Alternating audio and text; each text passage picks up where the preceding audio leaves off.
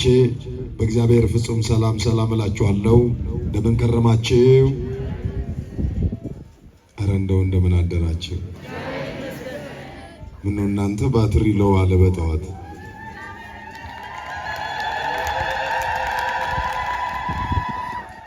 እንደምን ሰነበታችሁ? መመስገን የባህሪው የሆነ አምላካችን እግዚአብሔር በደል ኃጢአታችንን ሳይመለከትብን ምሕረት ቸርነቱን በዙሪያችን ማዳኑን በሕይወታችን የገለጠ ከኃጢአትና ከበደል ብዛት የተነሳ ለባርነት እንኳን የማንጠቅም ሆነን ሳለ ከታላቅ ፍቅሩ የተነሳ በምሕረቱ ባለጠጋ ስለሆነ በልጅነት ያስጠጋን፣ በአባትነት የመገበን ያሳደገን፣ ደግሞም ከክፉ ሁሉ የከለለን አምላካችን እግዚአብሔር ስሙ የተመሰገነ ይሁን። እግዚአብሔርን ያየንባት መስታወታችን ለቃል ርደት ለሥጋም እርገት መሰላል የሆነች የማይጠልቀው የጽድቁ ፀሐይ ክርስቶስ የተገኘባት አማናዊቷ ምስራቃችን ወላዲተ አምላክ ድንግል ማርያም እናታችን ፍቅሯን በልባችን ውዳሴዋን በአንደበታችን መንፈስ ቅዱስ ይሳልብን። የጌታ የክርስቶስ ሙሽራ የተባለች በደም ተወራርዳ ሃይማኖቷን የመሰከረች ክርስቶስ በልቧ ላይ የተሳለላት የአጋንንትን አሰራር በእምነትና በጽድቅ ያፈረሰች ሰማዕቷ የቅድስት አርሴማ በረከቷ በሁላችን ላይ ይደርብን። እንኳን አደረሳችሁ።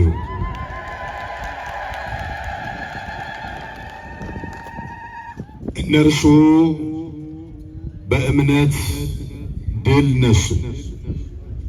እንደ አምላካችን ለእግዚአብሔር መልካም ፈቃድ አብረን የምንቆይበት የትምህርታችን ኃይለ ቃል የትምህርቱ መሰረታዊ ዓላማ እምነት ለአማኞች፣ እምነት ለክርስቲያኖች መንፈሳዊ ትጥቅና ይህንን ክፉ ዓለምም ድል መንሻ መሆኑን ማሳየት ነው። ጌታ መንፈስ ቅዱስ የራቀውን እንዲያቀርብልን የረቀቀውን እንዲገልጥልን የእርሱ መልካም ፈቃድ ይሆነልን። እነርሱ በሉ እስኪ በእምነት ድል ነሱ። ይህንን የተናገረው የዕብራውያን ጸሐፊና መምህር የተባለ ገማልያል ከሚባለው ሊቅ ኦሪትን በደንብ አድርጎ ብሉያትን ያጠና ስለ ኦሪት ወይም ደግሞ ስለ ብሉይ አስተምህሮ ጥብቅና ቆሞ አዲስ ኪዳንን ለመቀበል ትንሽ ተቸግሮ የነበረ እግዚአብሔር በደማስቆ በረሃ በሰማያዊ ድምፅና በመብረቃዊ ብልጭታ እነሆ የልቡን ዓይን ያበራለት የቀድሞ ስሙ ሳኡል የኋላ ስሙ ጳውሎስ ተብሎ 14 መልእክታትን የጻፈ በቃልና በትምህርቱ ክርስቶስን ያንጸባረቀ ብሉይን ከአዲስ ጋር እያስማማ ያስተማረ ቅዱስ ጳውሎስ ነው ይህንን ቃል የተናገረው። በረከቱ በሁላችን ላይ ይደርብን።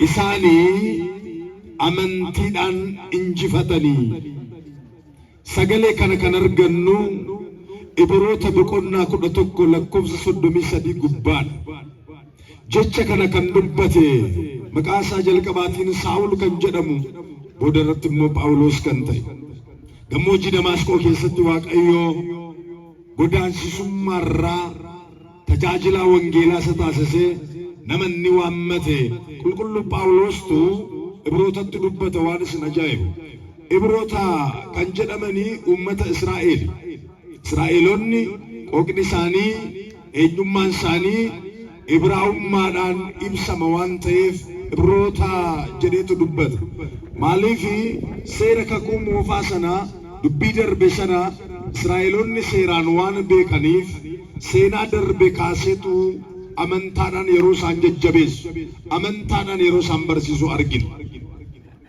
ያለፈውን ታሪክ እያነሳ የቀደመውን የእምነት አርበኞችን እየጠራ ቅዱስ ጳውሎስ ከፍ ብሎ ሙሴን ያነሳዋል። ሙሴ ልበ ትሑት ነው። ሙሴ በተራራው ላይ ቆሞ 40 ቀን 40 ሌሊት ቆይቶ የቃል ኪዳኑን ታቦት ከእግዚአብሔር የተቀበለ እስራኤል ዘሥጋ በጥጃ መስለው ጣዖትን እያመለኩ ባሉበት ሰዓት ላይ ፊቱ እንደ ፀሐይ ይበራ ነበር። መድኃኔዓለም ገጻችንን ያብራል። ጨብግገን የመጣናለን። ውስጣችን ጠቁረን የመጣን ሰዎች ልንኖር እንችላለን። ጤና በማጣት ወገን በማጣት ዘመድ በማጣት ሚዛን ተዛብጦብን ስብራትን አስተናግደን ጠቋቁረን የመጣን ሰዎች ልንኖር እንችላለን። ሙሴ ወደ ተራራው ሲወጣ የፈካ አልነበረም። ተራራው ለውጦታል። መድኃኔዓለም ዛሬ እኛንም ሊለውጠን ነው የሰበሰበን። እንድንለወጥ ምእመናን በክርስትና ውስጥ እንድንለወጥ ዛሬ የምናከብረው በዓል ለኔና ለናንተ ቢያንስ አንድ ሶስት ነገሮችን ይጥልብናል። የመጀመሪያ በእምነት እንድንጸና ያደርገናል። ሁለተኛ ለእግዚአብሔር እንድንኖር ያደርገናል። ሶስተኛ በረከትን እንድናገኝበትም ጭምር። ስለዚህ ቅዱስ ጳውሎስ የሙሴን ታሪክ አመጣ። ሙሴ በቤተ መንግሥት በፈርዖን በገዳዩ እጅ ያደገ ሰው ነው። አቤት እግዚአብሔር ሲያሰድ! እግዚአብሔር እንጀራን ከጠላት እጅ እንደሚቆርስላችሁ ታውቃላችሁ። እግዚአብሔር በእስር ቤት ውስጥ በነፃነት እንደሚያኖራችሁ ታውቃላችሁ። ለዚህ እኮ ዮሴፍ ምስክር ነው። እግዚአብሔር በጠላት ቤት እንደሚያሳድግ ታውቃላችሁ። ለዚህ እኮ ሙሴ ምስክር ነው። እግዚአብሔር ከባርነት ቀንበር ሰብሮ ነፃ እንደሚያወጣ ታውቃላችሁ። ለዚህ እኮ ዕብራውያኑ ምስክሮች ናቸው። ሙሴ በዚያ በበረሃ ያለ እግዚአብሔር በጠላት እጅ አሳደገው ይላል። ከባህር የተገኘ ሰው ነው ሙሴ። እኔና እናንተም ከባህር ተገኝተን እኮ ነው። ከባህሯ ከዓለም ነው የተገኘ ነው። እዚህ ስፍራ የተገኘ ነው እንደው እግዚአብሔር በኪነ ጥበቡ አምጥቶን እንጂ ብዙ ሰው እኮ እግሮቹ ወደዚህ አልተራመዱም። እኛም ልባችንን የወረሰን እኛን የተቆጣጠረን እግዚአብሔር ነው። እስራኤላውያንን ሲነግራቸው ስለ ሙሴ ያነሳላቸው ቀዳማዊ አባታቸውን። አዎ በእምነት ምሰሏቸው፣ የእግዚአብሔርን ቃል ያገለገሏቸውን የቀደሙትን አስቡ እንደተባለ ሙሴን ከፍ ባለ መልኩ ያነሷል ቅዱስ ጳውሎስ። ለምንድን ነው ይህን ታሪክ በጥልቀት ማየት የምፈልገው? ብዙ ጊዜ ኦርቶዶክሳውያን ታቦት ይዘን ወጥተን ሰማዕታትን፣ ጻድቃንን፣ ቅዱሳንን ስንዘክራቸው ወገባቸው የሚፈታባቸው፣ አዎ ቅናት የሚያንገበግባቸው፣ እውነት የተሰወረባቸው ሰዎች ጣዖትን ታመልካላችሁ ይላሉ። አፍረት መቼስ በአእምሯቸው የለም። ስለዚህ እኛ የምናከብረው ይህ ክብረ በዓል ከቅዱሱ መጽሐፍ የተቀዳ እንደሆነ እንድንረዳ ነው። ቅዱስ ጳውሎስ የቀደሙትን እየዘከረ ስማቸውን ጭምር እየዘረዘረ ጊዜ ያጥርብኛል ይላል የኛ አባት። የቀደሙት የእምነት አርበኞችን አነሳ፣ ሙሴን አነሳና እንዲህ አለ። ሙሴ አለ የፈርዖን ልጅ መባልን በእምነት ናቀ ብሎ ይጀምራል። በምን እናንተ በእምነት ናቀ በሉ እስኪ። በምን ናቀ? ብዙ ጊዜ እስኪ በእምነት የናቅነው ነገር ይኖር ይሆን? በእምነት ኃጢአትን ንቀናል። በእምነት ክፋትን ንቀናል። በእምነት ዘረኝነትን ንቀናል። በእምነት ዓለማዊነትን ንቀናል። በእምነት ዓለማመንን ንቀናል። በእምነት የናቅነው ክፉ ነገር ይኖር ይሆን እኔና እናንተ? አባታችን ሙሴ ግን የፈርዖን የልጅ መባልን በእምነት ናቀ። 40 ዓመት ከኖረበት ቤተ መንግሥት ከተድላ ከደስታ ጮማ ከሚቆረጥበት ወይን ከሚንቆረቆርበት ከዚያ ስፍራ በእምነት ንቆ ከወገኖቹ ጋር መሰደድን መረጠ ይላል። አያችሁ የእምነት አርበኛ ሙሴ እንዲያደረጋለ ብድራቱን ዘወር ብሎ ተመልክቷልና ደግሞ ይላል። ይገርማችሁ ምንድነው እግዚአብሔር ለሙሴ ያደረገው ብድራት ያላችሁ እንደሆነ በዓላማ በባህር ላይ አስጣለው፣ በዓላማ ከባህር አስወጣው፣ ባህር ይከፍል ዘንድ ያሳይ ዘንድ ሙሴን ከባህር ላይ አምጥቶ በቤተ መንግሥት አሳደገው። 40 ዓመት በቤተ መንግሥት፣ 40 ዓመት በእረኝነት በዱር፣ በ80 ዓመቱ እግዚአብሔር ወደ ከፍታ ጠራው ይላል። እግዚአብሔር በከፍታ ከጠራው በኋላ ሙሴን ሕዝቡን ነፃ እንዲያ አድርጎታል። ይሄም ብቻ አይደለም፣ ደግሞ መልሶ ምን ይላል ቅዱስ ጳውሎስ? እነዚህ ሁሉ ይልና ስለ ባርቅ ያመጣል። ባርቅ በብሉይ ኪዳን እነሆ እግዚአብሔር ሲሳራን ሊመታ እግዚአብሔር በታቦር ተራራ ላይ ኃይል የሰጠው ሰው ነው። የእግዚአብሔር እንደራሴ የተባለ ሰው ነው። ዮፍታሔ የሚባል በየዋህነት ልጁን ለእግዚአብሔር ስጦታ የሰጠ ሰው ነው። ቃሌን ልጠብቅ በእግዚአብሔር ፊት ያለ የእምነት ሰው ነው። ስለ ባርቅና ስለ ዮፍታሔ፣ ስለ ዮሴፍና ስለ ዳዊት፣ ስለ ሰሎሞን፣ ስለ ሳሙኤል፣ ስለ ደጋጎቹ ብናገር ጊዜ አይበቃኝም። እነዚህ ሁሉ በእምነት ዓለማዊነትን ድል ነሱ ይላል። ክብር ለአምላካችን ለመድኃኔዓለም። ድል መንሻ መሳሪያችን ምንድን ነው? አቤት!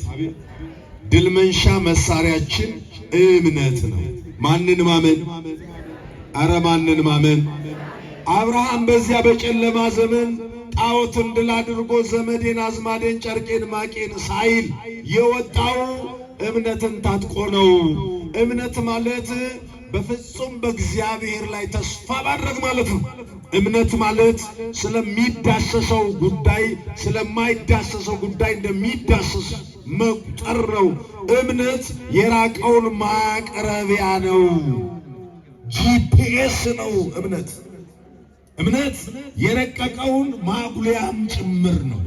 በእምነት ወገኖቼ ባካችሁ በእምነት ጸበል እንግባ። አጋንንት መጫወቻ ያደርገን። ባካችሁ በእምነት በእግዚአብሔር ፊት እንሁን። እምነት ማለት እግዚአብሔርን ደስ የምናሰኝበት ነው። እንመለስ። ሰማዕቷ ቅድስት አርሴማ በነገሥታቱ ፊት ብልጣርስ በተባለ ዲዮቅልጥያኖስ በተባለው እነዚያ አላውያን እነዚያ ጣዖት አምላኪዎች ፊት የእምነት ዝናርን ታጥቃ የእምነት መብራትን አብርታ ድንግልናዋን እንደጠበቀች እኔ የክርስቶስ ሙሽራ ነኝ ብላ ወጣች። የማን ሙሽራ? ኧረ እባካችሁ የማን ሙሽራ? የክርስቶስ ሙሽራ። በደሙ ለሞሸረኝ ነው ዘመኔንም እሞሸርለት አለች። ወሰነች። ስጋውያኑ ዓለማውያኑ ደምግባቷን አይቷት ከተጋድሎዋ ሊመልሷት ከፍጽምነቷ ሊጥሏት ብዙ ጣሩ። ከአንዱ ሀገር ወደ አንዱ ሀገር፣ አዎ ስለኔ ብላችሁ ከአንዱ ሀገር ወደ አንዱ ሀገር ቢያሳድዷችሁ በሐኮቴ ተሰደዱ፣ በምስጋና ተሰደዱ። ሊቁ አባታችን ቅዱስ ኤፍሬም ሶርያዊው በውዳሴ ማርያም ድርሰቱ በዕለተ ሐሙሱ ላይ ሰማዕታት የዚችን ዓለም ጣዕም ናቁ፣ ስለ እግዚአብሔር ሲሉ ደማቸውን አፈሰሱ፣ ስለ መንግሥተ ሰማያትም መራራ ሞትን ታገሱ ይላል። እምነት ያስታግሳል እናንተ፣ እምነት ያስጨክናል እናንተ። እምነት ስለ ጭብጥ ገብስና ስለ ቁራሽ እንጀራ የሚለዋወጥ አይደለም። እምነት አይለወጥም፣ እምነት ይለውጣል እንጂ። ዛሬ የእምነት አርበኛችንን አዎ ክርስቶስን ያየንባት የክርስቶስ ማያ መስታወት ሆና የታየችው እንደተገለጠ መጽሐፍ የተነበበችው ሰማዕቷ ቅድስት አርሴማ ምንድነው ሕይወቷ? ምንድነው ተጋድሏ? ልንል እኮ ነው የመጣ ነው። ማንን አመለኩ አባቶቻችን? እንዴት አመለኩ አባቶቻችን? እንዴት መከራውን አለፉ አባቶቻችን? በዚህ በዮሐንስ ወንጌል ምዕራፍ 16 ቁጥር 33 ላይ በዓለም ሳላችሁ መከራ አለባችሁ ተብሏል። እኔ ዓለምን አሸንፌዋለሁ እናንተም እንዲሁ ታሸንፋላችሁ። ሰማዕቷ ቅድስት አርሴማ እምቢ አለች። ሥጋዬንማ ለምድር አልሰጥም፣ ሥጋዬንማ በዓለማዊ ጉዳይ አላረክስም፣ በሥጋዬ እግዚአብሔር ይክበር አለች። አንደኛ ቆሮንቶስ ምዕራፍ 6 ቁጥር 19 ላይ ብርሃነ ዓለም ቅዱስ ጳውሎስ ሲናገር እንዲህ ይላል፣ እናንተ የራሳችሁ አይደላችሁ። በማርያም እችን ቃል ከኔ ጋር በሉልኝ። እናንተ እርስ የኔ የሚባለው መንፈስ እንዲመታልኝ እናንተ በሉ የራሳችሁ አይደላችሁም፣ በዋጋ በሉ ተገዝታችኋል። በሥጋችሁ በሉ እግዚአብሔርን አክብሩ። እስኪ አክብሩት እግዚአብሔር። በምናችሁ እግዚአብሔር? አረ በማርያም በምናችሁ? በሥጋችሁ። ሰማዕቷ ቅድስት አርሴማ በሥጋዋ